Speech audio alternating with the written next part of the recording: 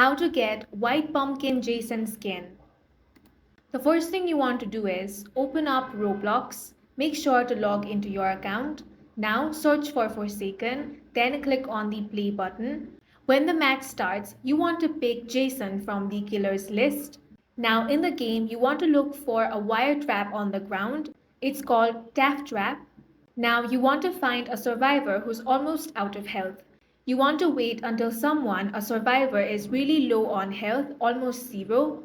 Aim at the tired survivor, stand close, and press your attack button one time. If you hit them with that very first strike near the trap, you'll see "What a shame" on your screen. That means you did it. Now go back to the main menu, open your skin section, and select White Pumpkin Jason to put it on. And that's it for this video. If you found it useful, make sure to hit the like button and subscribe for more videos like this.